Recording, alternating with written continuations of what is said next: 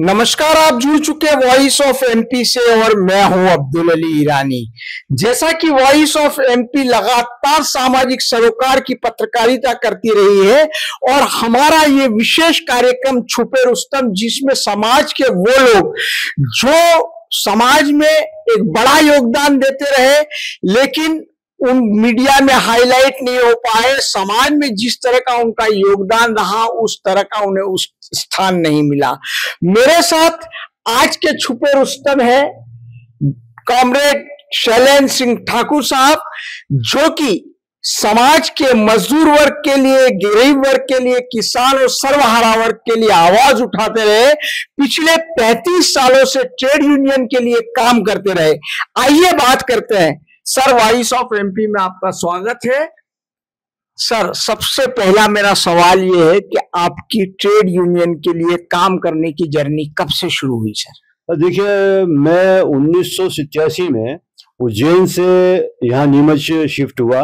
यहाँ शासकीय अफीम एवं चारों कारखाना, जिसे अंग्रेजी में ओपियम एंड एल्कलॉइड वर्क्स कहते हैं, जो भारत सरकार के वित्त मंत्रालय के राजस्व विभाग के अधीन आता है, उसमें मैं टेक्नीशियन के रूप में नियुक्त हुआ और अक्टूबर 1987 में मैंने यहाँ ज्वाइन किया। उसके बाद 3 साल बाद यहाँ पर मैंने जो है ट्रेड यूनियन मूवमेंट में पार्टिसिपेट करना चालू किया और वहीं से मेरी ट्रेड यूनियन की यात्रा चालू हुई। किस तरह से ट्रेड यूनियन की यात्रा चालू होने के बाद आपने काम किया है? देखिए, दरअसल क्या है कि कोई भी कारखाना हो या संस्थान हो, वहाँ पे मजदूर और कर्मचारी काम करते हैं और उनके अधिकारों का जहाँ जहाँ हनन होता है, ऐसी स्थिति में वहाँ पर लोग अपने अधिकारों की रक्षा के लिए, अपने हितों के आवाज उठाने के लिए संगठन बनाते हैं।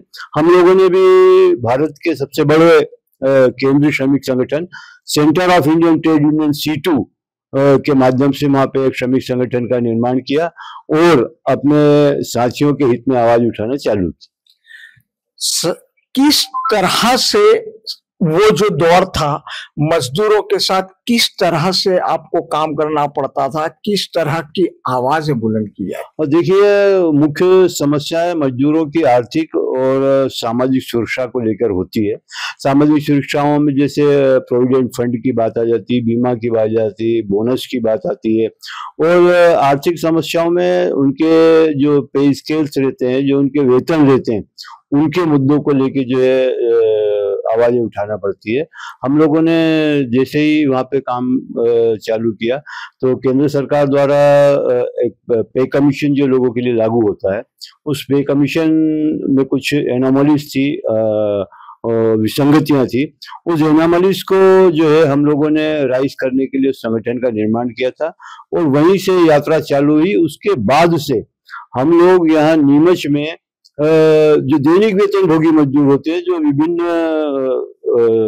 राज्य सरकार के जो विभिन्न विभाग है जो वहां पर काम करते थे, उनके लिए आवाज उठाना चालू करी और ये यात्रा धीरे धीरे बढ़ते बढ़ते जो बाद में भारत सरकार की ग्रामीण स्वास्थ्य मिशन, शहरी स्वास्थ्य मिशन में काम करने वाली आशा उषा कार्यकर्ता है, योजना कर्मियों में जो नल जल चालक है, पंचायत कर्मियों के बीच में जो काम लोग करते हैं उन लोगों के बीच में, मंडी में हम्मालों को लेकर जो आंगनवाड़ी कार्यकर्ता जो महिला बाल विकास विभाग योजना के अंतर्गत काम करती है, और ऐसे तमाम संगठित और असंगठित क्षेत्र के मजदूरों के लिए फिर हमने लड़ाई करना चालू कर दी। यानी सर, श्रमिक नेता या मजदूर नेता के रूप में जब आप काम कर रहे हैं लगातार पिछले 35 सालों से, किस किस तरह की कठिनाइयां आपको स्वयं को सामना करनी पड़ी होगी, सरकार से, राजनीतिक दलों से, सत्तासीन लोगों से? देखिए, जो संगठन, जिस संगठन के लिए हम लोग काम करते हैं वो दरअसल कोई राजनीतिक संगठन नहीं है।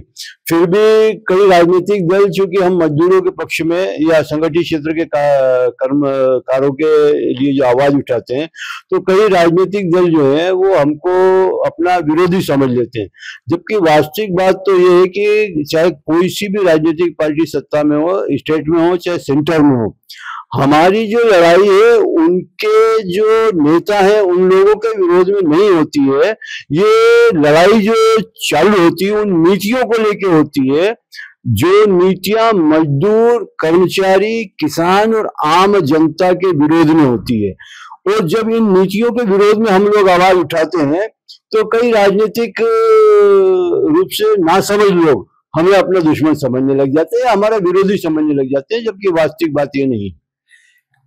इस दौरान आपके सामने कोई ऐसी घटना आई हो जिससे आपको तकलीफ हुई हो? और देखिए, मैं ट्रेड यूनियन मूवमेंट के दौरान 2009 में मैंने मेरी नौकरी ही गंवा दी है।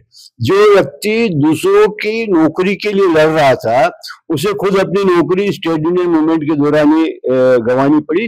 और दरअसल किसी भी मजदूर नेता के लिए, किसी भी किसान नेता के लिए, किसी भी श्रमिक नेता के लिए उसकी नौकरी गंवाना कोई तकलीफ का बात नहीं होती है। हालांकि कुछ समस्याएं तो आती है निश्चित रूप से, लेकिन उसके जीवन में एक गोल्ड मेडल रहता है। आपने नौकरी गंवाने को गोल्ड मेडल आप कह रहे हैं, कहीं ना कहीं पीड़ा तो हुई होगी सर, आर्थिक रूप से परेशानियों का सामना करना पड़ा होगा जब नौकरी गंवाई, उसके बदले में जब मजदूरों की लड़ाई लड़ते हुए सिले के रूप में ये मिला। देखिए, आप जब लड़ने जाते हैं, इस देश की आजादी के लिए लाखों लोग शहीद हो गए, जवान लोग शहीद हो गए, और उन लोगों ने अपने प्राणों का उत्सर्ग कर दिया। तो उनके मुकाबले में जब हमारी चीजों को देखते हैं, हमारी लड़ाई को देखते हैं और हमारी कुर्बानियों को देखते हैं, तो वो नगण्य है। सर, आपने वो दौर देखा 35 साल का, क्या महसूस करते हैं कि मजदूरों की, श्रमिकों की स्थिति में कोई परिवर्तन आया है आज? देखिए, बहुत भयानक स्थिति है अभी, और आप सभी लोगों ने महसूस किया होगा कि 35 सालों में इस देश में जो नीतियां बनी हैं, उन नीतियों में आप देखेंगे कि जो बड़े बड़े कारपोरेट्स, टाइकून्स हैं, उनके लिए नीतियां बनाई गई है।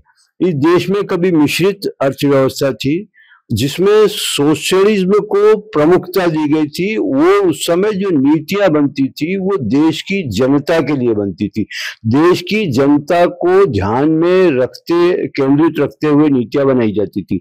लेकिन अभी हम जब से इस देश में 90 के दशक के बाद से जो नीतियां बनी है, जिसको आप कथित रूप से कह सकते हैं कि उदारीकरण, निजीकरण और इस प्रकार की ग्लोबलाइजेशन की नीतियां, जिसको वैश्वीकरण कहते हैं, ये नीतियां बनी, जिसे लिबरलाइजेशन, प्राइवेटाइजेशन और ग्लोबलाइजेशन कहते हैं, LPG। इन नीतियों ने देश में आमूलचूल परिवर्तन किया है, और जो इस देश का सबसे अधिक मेहनत करने वाला तबका है वो हाशिए पर चला गया।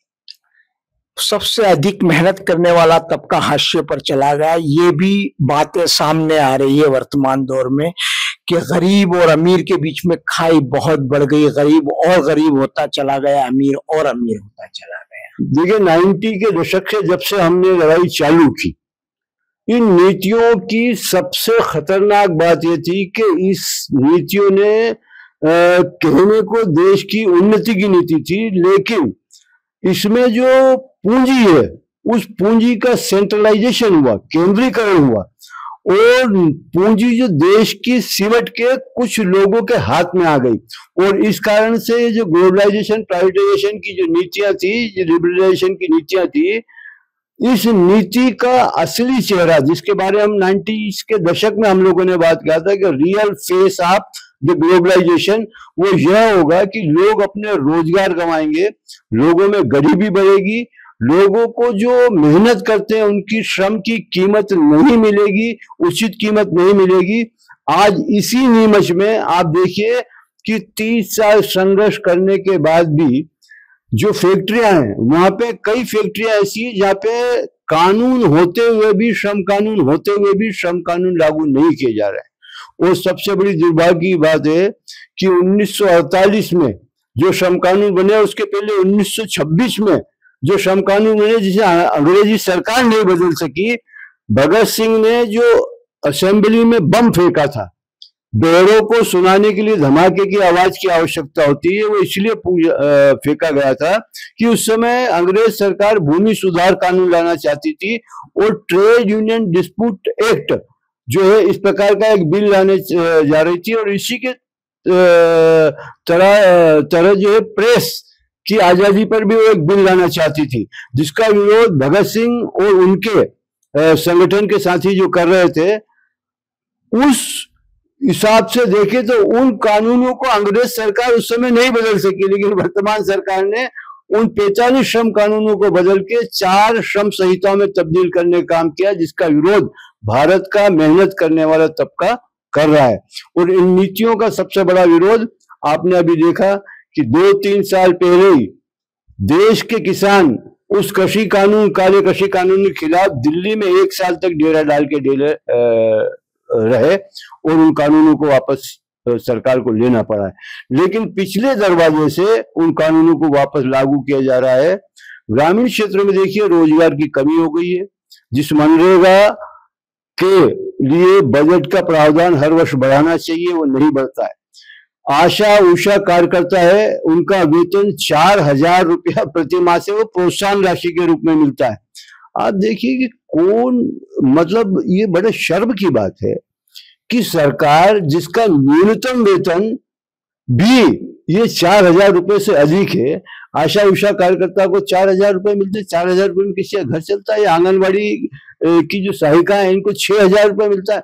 मुझे अफसोस होता है कि सरकार के जो नीति नियंता है उन्हें शर्म क्यों नहीं आती, उन्हें शर्म क्यों नहीं आती है कि इन लोगों के लिए ये वेतन पर्याप्त है। अगर ये वेतन इस गरीब तबके के लिए पर्याप्त समझते हैं तो हमारे जनप्रतिनिधियों का वेतन भी इतना ही कर देना चाहिए। अभी आपने कहा कि जो बम फेंका गया था असेंबली में बहरों को सुनाने के लिए कि सरकार बहरी है, उसे आवाज सुनाई दे। आप ट्रेड यूनियन लीडर के रूप में काम करते रहे, आप लोगों की आवाज सरकार सुन रही है ऐसा एहसास होता है आप? नहीं नहीं नहीं नहीं, ये बिल्कुल भ्रम की बात है। जो बीच में छुटपुट अखबारों में जो खबरें आ जाती हैं वो, या इलेक्ट्रॉनिक मीडिया के हिसाब से खबरें आ जाती हैं, ये सब जो है भ्रम फैलाने वाली खबरें। मैं आपको बिल्कुल स्पष्ट बताया है ना आपको कि भाई आंगनबाड़ी की जो कार्यकर्ता है, मध्याह्न भोजन कर्मी है, उनको देख लीजिए आप, उनका वेतन क्या है। नल जल चालक जो गांव में काम कर रहे हैं उनको किसी को 2,000 किसी को 2,500 रुपए प्रति माह मिलता है। तो ये जो खबरें जो प्रकाशित हो रही सरकार की तरफ से, ये नियोजित खबरें हैं। असल तो आप जब जनता के बीच में जाएंगे, लोगों के बीच में जाएंगे, तो आपको पता लग जाएगा कोविड के दौरान जितने लोगों ने यहाँ पे इस देश में अपना रोजगार गंवाया है उतना तो किसी छोटे मोटे देश की जनसंख्या भी नहीं रहती है। तो आप बताइए कि किस तरीके। और सबसे बड़ा इसमें खतरनाक काम हो रहा है कि प्राइवेटाइजेशन।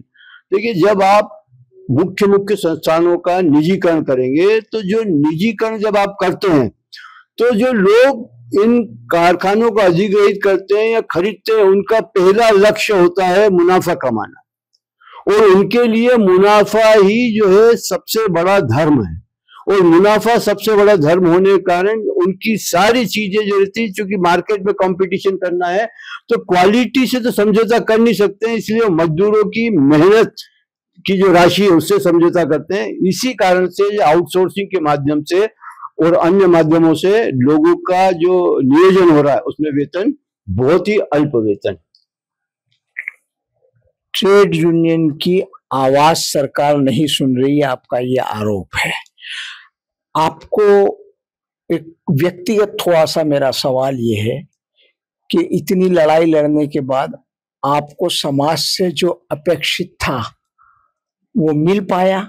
सम्मान वाली बात करें, स्थान वाली बात करें, पद, हैसियत, शोहरत, दौलत वाली बात करें। देखिए, सम्मान के लिए तो ये लड़ाई जो है हमने कभी लड़ी ही नहीं थी, इस बात को तय मान लीजिए। ये समाज के प्रति जागरूक होकर ये लड़ाई चालू की थी। और ये लड़ाई आपको मैं बता दूं कि यहाँ पे पूरे भारत में अफीम के 2 कारखाने हैं। एक कारखाना है शासकीय अफीम क्षारोद कारखाना नीमच, और दूसरा है शासकीय अफीम क्षारोद कारखाना गाजीपुर, उत्तर प्रदेश में। भारत सरकार जब पहली एनडीए गवर्नमेंट थी, इनको प्राइवेटाइजेशन करने का उन्होंने निर्णय लिया। एक खबर आई उस समय, स्वर्गीय सुषमा स्वराज जी जो हैं संसदीय राज्य मंत्री थी, वो घोषणा हुई कि जो ये ओपियम प्रोसेसिंग का काम है ये निजी हाथों में दिया जाएगा। हमने उसी रोज से लड़ाई चालू कर दी और तब से लेकर इस लड़ाई को प्रारंभ करते हुए इस नीमच का एकमात्र ऐसा आंदोलन इस पूरे अंचल का जिसमें हमने 192 दिन तक लगातार नीमच में धरना दिया। उसके बाद दिल्ली गए और दिल्ली जाके तत्कालीन वित्त राज्य मंत्री श्री पा येसो नायक और उसके बाद श्री पलानी मणिकम से मिले जो अगले टर्म में जो बने थे, और उनसे हमने लिखवाया कि ये जो कारखाना है इसका प्राइवेटाइजेशन नहीं होगा और न ही इसका निगमीकरण किया जाएगा।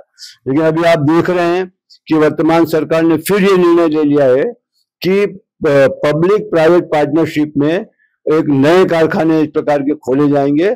और ये जो कारखाना है यहाँ पे आप देख रहे हैं कि जो सैंक्शन स्टाफ था उसका केवल और केवल 30% अब यहाँ पर लोग काम कर रहे हैं। और धीरे धीरे जो हमारी आशंका जो हमने उस समय व्यक्त की थी, ये जो सरकारी क्षेत्र के कारखाने ये बंद कर दिए जाएंगे और अफीम जैसी सेंसिटिव क्षेत्र है जो धीरे धीरे निजी हाथों में चला जाएगा, जिसका सबसे बड़ा खतरा ये होगा कि जो समाज में अफीम के जो उत्पाद बनते हैं, अल्कलाइड्स बनते हैं, अभी आपने देखा होगा गुजरात के जो पोर्ट हैं जो वहां से कई टन मतलब हजारों टन में जो है हेरोइन या अन्य जो है मादक द्रव्य पकड़े गए हैं। अगर ये प्राइवेट लोगों के हाथ में चला जाएगा तो निश्चित रूप से भारत में नशाखोरी की लत को बढ़ावा मिलेगा।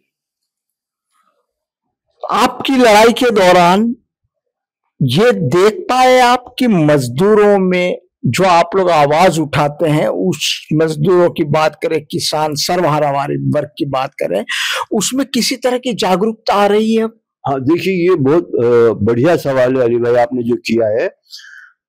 देखिए, मजदूर हो या चाहे किसान हो, उनके बीच में सबसे बड़ी चीज ये है कि जागरूकता की कमी है। लेकिन हम लोग लगातार लोगों के बीच में जाते रहते, जैसे मैंने आपसे कहा कि 6 महीने हम लोगों ने करीब आंदोलन किया अल्कलाइड फैक्ट्री के लिए। आशाओं को ये जो वेतन अभी 4,000 रुपए तक ये आई है, ये केवल इनको केवल पहले 250 रुपये मिलते थे। जैसे आंगनबाड़ी है, उनके लिए हमने 30 साल से लड़ाई लड़ी और वो अभी 6,000 और कुछ अधिक वेतन पे जो कार्य करता है वो ये उनको पहले केवल 280 रुपये ही मिला करते थे।